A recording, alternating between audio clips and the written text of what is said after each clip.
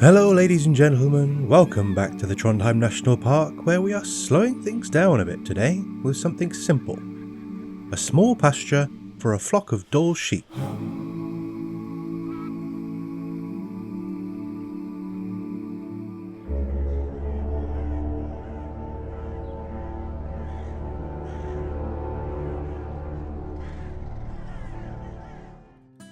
That's right, we have installed some pretty big habitats over the last couple of weeks, with a lot of time invested and a whole lot of rocks. So, before we go for our first big, high-risk species, I thought it'd be nice to get in something a bit easier. A little less demanding, just to flesh out an area of the zoo and encourage a bit more foot traffic further from the main area. Also, it's about time I did something with this great space behind the reindeer habitat. I think I said in that video that I wanted to put something there, so we are now finally getting around to it. While not a particularly rare animal, and certainly not in any kind of danger from extinction, not yet anyway, it was still a bit of a challenge getting hold of these sheep here in Europe. Being that these are a North American species, and the fact that we have more than a few different types of sheep of our own, Dall sheep aren't a highly imported animal. By the way, I have no idea if I'm saying that right. Could be Dall, could be Dall. Maybe I'll say both. Maybe I'll mix it up a bit. We'll see. One thing you can always rely on in this crazy world is the kindness of Canadians. After a short visit so we could demonstrate our fitness, we have been granted a modest flock by a prominent sanctuary over there, as an alternative to traditional population control measures. This is part of a multi-centre arrangement where animals can be shared to prevent inbreeding and maintain populations here in Europe. There won't be any wild release plans, we've got enough sheep of our own, thank you very much. It's more of a captive breeding programme, so no more animals need to be taken from their home and have to suffer being shipped from overseas. You know, take a few now instead of many over a long time. At least once they arrive, they'll be in a relatively familiar environment, with appropriate trees and plants and a thick layer of snow the majority of the time. As I already had the area laid out ready for them, I jumped straight into building a small rough barn. These animals are captive in the sense that they are maintained within a protected area back in Canada. However, for all intents and purposes, they are wild. So they're accustomed to living outdoors, in freezing cold winds and snow. So the barn I built wasn't meant to be some lavish chateau with fluffy pillows and silk sheets. It just needed to be a dry, covered area where they have the option to take cover if they prefer. Something I've often thought, usually when I've just finished a shelter or a barn, or even guest buildings, is that the base game structures, mainly the door frames and windows, have far too much clearance above the door.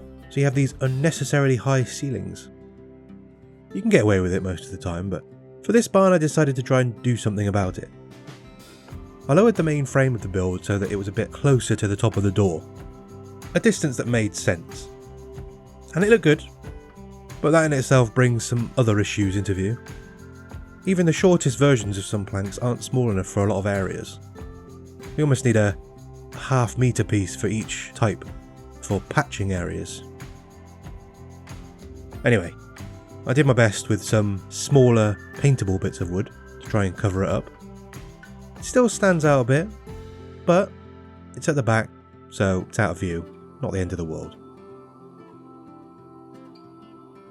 I don't know why exactly, but I waited until after I had done a good amount of other odd jobs before putting the roof on the barn.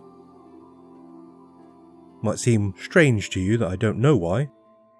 The way I do this, or have done this, is I record as much gameplay as I can before I start planning to upload.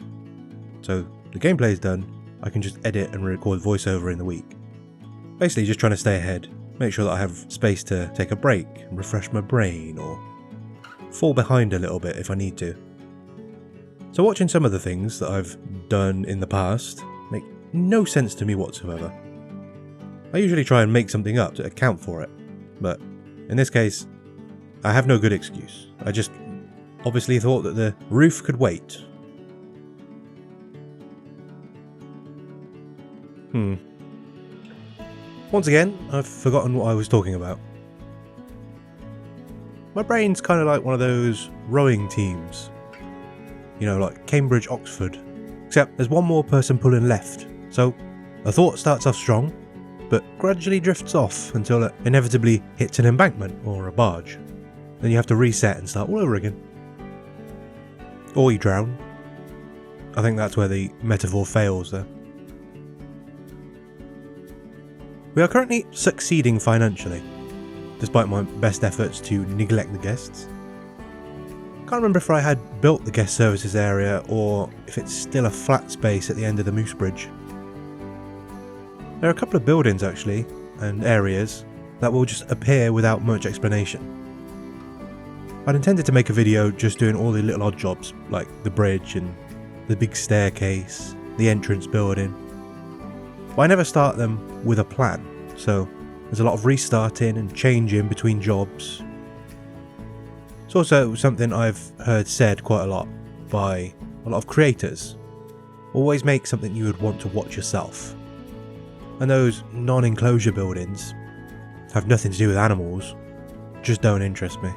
So I might show them eventually, but they'll probably remain in the background until the final zoo tour at the end of the Trondheim chapter of this series.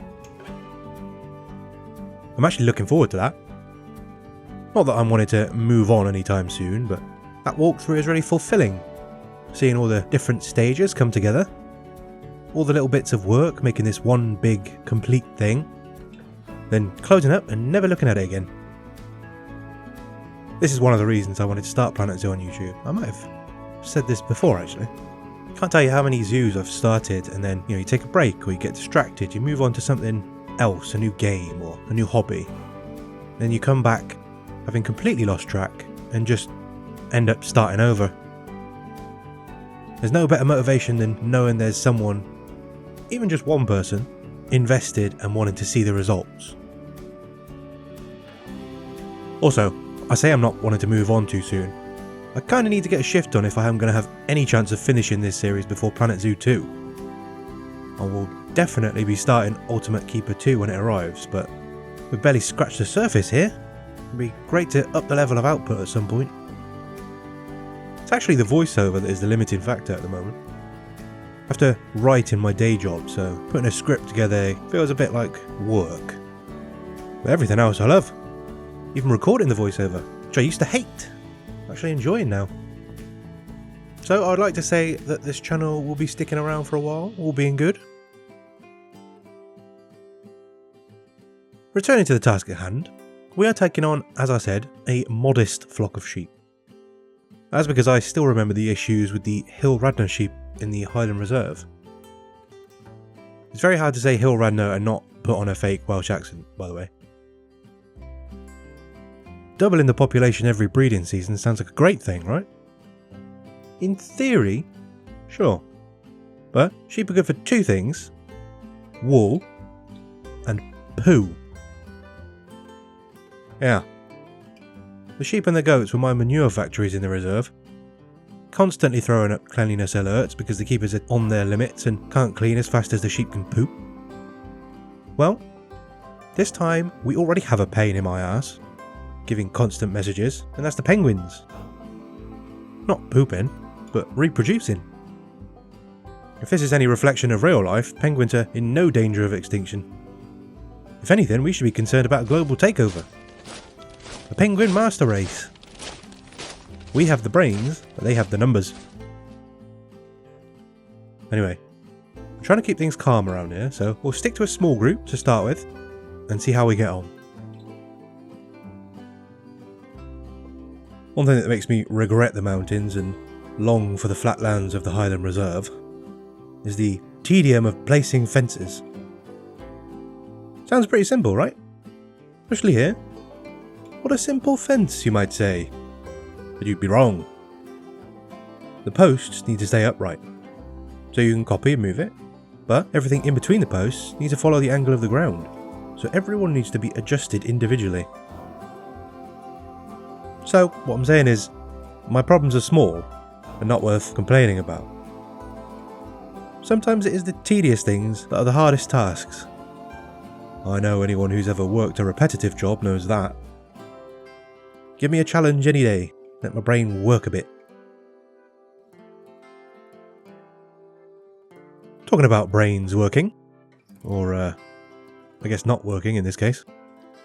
You may notice when I start building the small keeper outpost that I place 2 animal trade buildings. Stupid. Unnecessary. Pointless. Redundant. All nicknames I've had growing up, but this was just a mistake. I meant to have a keeper hut, you know, for the keeper outpost, and I didn't notice until I found my keeper halfway across the zoo as my lambs starved, the cock-up I had created. This took a little longer than I care to admit, as it was only when they got busy enough that the notifications came, so it'll probably be wrong for a couple of episodes.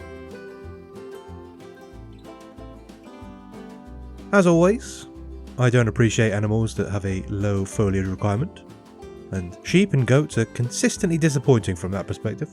But in the slight valley opening that this habitat is built in, I think the use of grass and trees is quite effective.